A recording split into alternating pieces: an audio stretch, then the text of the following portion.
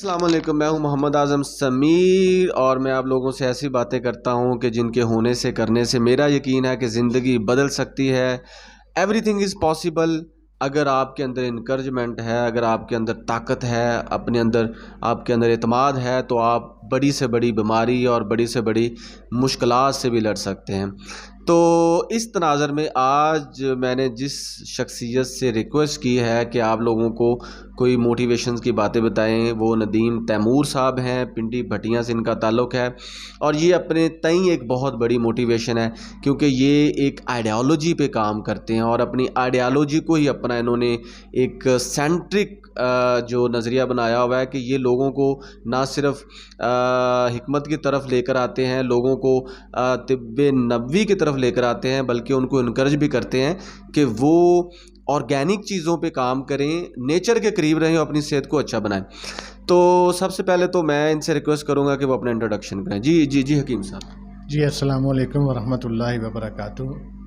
بندہ خاکسار کا نام ندیم تیمور ہے اور پنڈی بھٹیاں میں مطب کرتا ہوں عرصہ 25 سال سے، اور تجدید ٹیم فاؤنڈیشن کا نائب صدر ہوں پنجاب کا، اور ضلع حفظ آباد و تحصیل پنڈی بھٹیاں کا جنرل سیکرٹری ہوں، اور طبیہ کالج سرگودا سے میں نے فاضل و جراحت کیا ہوا ہے، اور عرصہ 25 سال سے لوگوں کی خدمات انجام دے رہا ہوں پنڈی بھٹیاں میں۔ جی تو یہ ماشاءاللہ بہت اچھا بیک گراؤنڈ ہے آپ کا، اور 25-30 سال آپ نے اس میں سرو کیا ہے۔ تو میرا حکیم صاحب آپ سے ایک بہت سادہ سا سوال ہے جو کہ میں نے آبزرو کیا لوگوں کے اندر، کہ لوگ چلے ہم بیماری کو لے لیتے ہیں، کون سی ایسی ریزنز ہیں، محرکات ہیں کہ وہ بیماری سے لڑ کے پریشان ہو جاتے ہیں اور جینا ختم بہت سے ایسی ہم نے اگزامپل دیکھی ہیں کہ وہ اپنے بستر پہ لیٹ جاتے ہیں، وہ کسی سے ملتے بھی نہیں۔ تو آپ کے مطابق ان کو ایسے لوگوں کو کیا کرنا چاہیے کہ وہ دوبارہ زندگی کا پہیہ چلا سکیں؟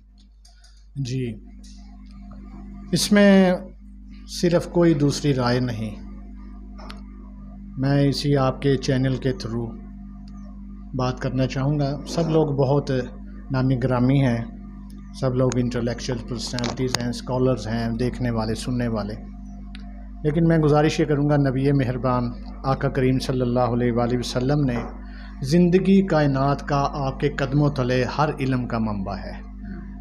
آپ نے سائیکی سے لے کر نماز کی روحوں سے لے کر دنیا کائنات کے علوم و فنون پر بات کی ہے۔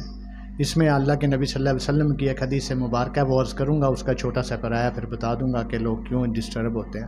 آپ نے فرمایا ہے کہ مسلمان پر 5 حق ہیں، وہ بھی عرض کیے دیتا ہوں۔ پہلا حق تو یہ ہے کہ السلام علیکم کہنا اور اس کا جواب دینا۔ ہمارے ہاں معاشرے میں ریت پڑ چکی ہے کہ آپ کسی محفل میں جاتے ہیں تو السلام علیکم کہتے ہیں تو لوگ جواب نہیں دیتے، اس کو اگنور کرتے ہیں، کوئی بات نہیں، لیکن اس کے بارے میں قیامت کے روز آپ سے پوچھا جائے گا کہ اللہ تجھ پر سلامتی بھیج رہا تھا، تو نے سلامتی کیوں نہیں لی واپس؟ تو چھوٹی سی باتیں ہیں کہ اس کو معمولی نہ سمجھا جائے۔ کو دین اسلام میں اس السلام علیکم اور وعلیکم السلام کا ہی فرق ہے کہ تجھ پر سلامتی ہو۔ دوسری بات جو اللہ کے نبی نے بتائی، جو حق ہے، یہ حق میں شامل ہے، اس کے بارے میں پوچھا ہے۔ دوسرا ہے چھینکنا اور چھینک کا جواب دینا۔ آپ الحمدللہ کہیں گے، دوسرا یرحمکم اللہ کہے گا، ورحمکم اللہ کہیں گے۔ تیسرا کیا ہے؟ تیسری اہم چیز یہ ہے کہ آپ نے مریض کی عیادت کرنے جانا ہے، اور وہاں پر آپ نے درس بھی دیا ہے۔ اس عیادت کے سلسلے میں جو آپ نے سوال کیا وہ یہاں پر آ جائے گا کہ لوگ لیٹ جاتے ہیں اور افسردہ ہو جاتے ہیں، مایوس ہو جاتے ہیں۔ تو چوتھا اور پانچواں عرض کر کے پھر میں 2 جملے اس کے عرض کر دوں گا۔ چوتھا یہ ہے کہ کوئی کھانے پہ بلائے تو اس کی دعوت کو قبول کرنا یہ حق ہے۔ تو اس پر بھی بات ہوگی کہ اللہ کے نبی صلی اللہ علیہ وسلم کو ایک خاتون نے دعوت کی تو بکری زہر الوداع کھلائی تھی، شاید آپ کے علم میں ہو، تو وہ ایک الگ میٹر ہے۔ اور پانچواں حق یہ ہے کہ جنازوں کے ساتھ جانا، کندھا دینا۔ تو اس میں تیسری جو چیز ہے وہ آج کے آپ کے سوال کا موضوع ہے، اس پہ عرض کیے دیتا ہوں کہ اللہ کے نبی نے فرمایا کہ مریض کی عیادت کریں، وہ اللہ کے قریب ہوتا ہے، اور اس کے پاس جا کر آپ نے خوش کن باتیں کرنی ہیں، افسردگی نہیں پھیلانی، اور اس سے محبت اور پیار کی، حوصلے کی بات کرنی ہے۔ لا تقنطوا من رحمت اللہ، اللہ کی رحمت سے مایوس نہ ہو۔ اور علامہ اقبال نے کہا تھا، پیوستہ رہ شریعت سے امید بہار رکھ، یہ ہے زندگی کا پہیہ. تو جو احباب افسردگی کی سطح پہ چلے جاتے ہیں وہ دین سے دور ہیں. نماز پڑھیں, ذکر و فکر کریں, نبی صلی اللہ علیہ وسلم کے شمائل و فضائل, آپ کا حلیہ اور صحابہ کرام کی زندگی کو فالو کریں. انشاءاللہ اس میں انہوں نے جتنی تکالیف اٹھائی ہیں انہیں اپنی تکلیفیں کم نظر آئیں گی اور وہ حوصلے کے ساتھ اٹھ جائیں گے. جی تو ناظرین, ڈاکٹر صاحب کا جو آسان الفاظ میں وہ مطلب یہ ہے کہ آپ مسلمانوں کے مسلمانوں پہ اوپر کو جو بنیادی حقوق ہیں ان کو ضرور پورا کریں اور امید کا دامن نہ چھوڑیں. جیسے کہ بہت سے لوگ کہتے ہیں اچھا یار میں آپ سے ملوں گا, اگر زندہ رہے تو دوبارہ ملیں گے, بلکہ کچھ لوگ تو کہتے ہیں کہ جب ہم ملیں گے تب ہی زندہ رہیں گے.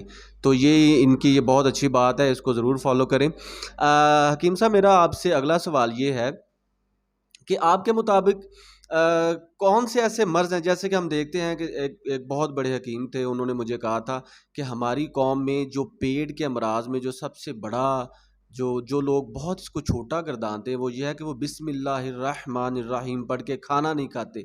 تو اس وجہ سے دیکھ لیں وہ برکت نہیں ہے, وہ بہت سی بیماری مبتلا. یہ چھوٹی سی بات ہے, یہ تو مسلمانوں کا وتیرہ تھا لیکن وہ آج بھول چکے ہیں. آپ کے مطابق کون سے ایسی چیزیں ہیں کہ جن کے کرنے سے انسان بیماری سے, کوئی بھی بیماری ہو, اس کو کولیسٹرول کا مسئلہ ہو, یورک ایسڈ کا مسئلہ ہو, معدے کا مسئلہ ہو, کچھ بھی مسئلہ ہو, کہ جو فار ایگزامپل وہ دوائیوں پہ یقین نہیں کرتا, فار ایگزامپل وہ کسی چیز پہ یقین نہیں کر رہا, تو آپ کے مطابق کون سی ایسی چیز ہے کہ وہ کرے تو وہ بالکل صحت مند و توانا ہو جائے؟ جی بالکل, اس میں آپ نے جو باتیں کی ہیں اس وقت پورے ورلڈ کا یہی مسئلہ ہے, یہ عالمگیر مسئلہ ہے اور سب لوگ اس میں بیمار کیوں ہیں, متاثر کیوں ہیں. میں نے پہلے بھی عرض کیا, ایک تو یہ کہ ملاوٹ. میرا پچھلے دنوں ایک مقالہ بھی تھا یہاں پر کہ مصنوعی چیزیں اور ملاوٹی چیزیں اور ان کے اخلاقیات پہ تباہی کے اثرات. معاشرہ خراب ہونے کے ساتھ ساتھ اخلاق بھی تباہ ہو رہا ہے, انارکی پھیلی ہوئی ہے. اس کے ساتھ ساتھ لوگ فاسٹ فوڈ کی طرف جا رہے ہیں, حرام اور حلال کی تمیز ختم ہو رہی ہے. میرا صرف ایک ہی کہنا ہے, میں انتہائی خاکسار سادہ سا آدمی ہوں, کسی کو بات اچھی لگے نہ لگے, کہ دین کے قریب ہو جائے. وہ آپ کو پاکی, پلیتی, جراثیم, صحت, تندرستی سب بتائے گا. دین سے بڑھ کر آپ کو دنیا کائنات کے اوپر کوئی طب کسی قسم کی, دین کو آپ ایسے سمجھ لیں دین جو ہے پورا ہائیجین ہے. مثال کے طور پہ میں اس میں بات سے بہت سی ہو جائیں گی, پھر کسی وقت ہوں گی, کہ دین کا پہلا کلمہ کیا ہے؟ طیب. اور طیب کا کیا مطلب ہے؟ پاک. اس کا مطلب یہ ہے کہ دین آپ کو روحانی طور پر آپ کے انسجہ, آپ کے ٹیشو, آپ کے خلیے, آپ کی بافتیں, آپ کا بلڈ سرکولیشن, آپ کا بلڈ, آپ کا جسم پاک کرنا چاہتا ہے, اور روحانیت ایک اثرات رکھتی ہے. اس پر انشاءاللہ کبھی بات ہوگی کہ یہ جو کلمات ہیں یہ روحانی اثرات رکھتے ہیں اور یہ باقاعدہ ایٹامک طور پہ انسان کے اندر سروائیو کرتے ہیں. آپ نے سنا ہوگا بہت سے لوگ کہتے ہیں اس نے پھونک ماری تو میں ٹھیک ہو گیا, انہوں نے پھونک ماری تو کشف ہو گیا. وہ اس کی پھونک کا کشف نہیں ہے, اس کے اثرات نہیں ہیں. یہ اللہ تعالیٰ کا وہ کلام ہے جو نبی مہربان پر اترا ہے. اس کی نسبت سے کلام جو ہے صرف پھونکوں کے لیے نہیں ہے, اس کے اندر جو درس ہے ہم نے اس کو لینا ہے اور اس کو زندگی میں اپلائی کرنا ہے اور اس کو لے کے چلنا ہے. جی تو ڈاکٹر صاحب کی یہ جو آخری جو باتیں ہیں, ان سے 3 چیزیں بہت اہم ہیں آپ لوگوں کے لیے. پہلی بات تو یہ, انہوں نے فرمایا کہ ادخلوا فی السلم کافہ, اسلام میں پورے داخل ہو جاؤ.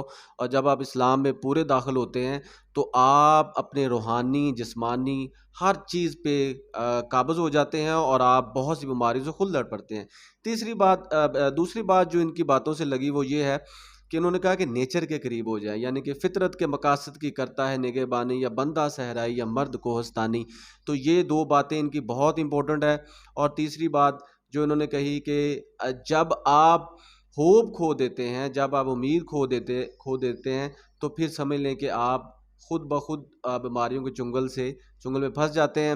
تو ان 3 باتوں کو ضرور ذہن میں رکھیں. اور میرا ماننا یہ ہے کہ زندگی بدل سکتی ہے, ایوری تھنگ از پاسبل اگر آپ چاہیں تو. تو آج کے حکیم صاحب کی اگر آپ کو باتیں اچھی لگی ہوں یا کوئی بات اچھی لگی ہو تو اس چینل کو ضرور سبسکرائب کریں اور اپنے دوستوں کو بھی بتائیں. Thank you so much.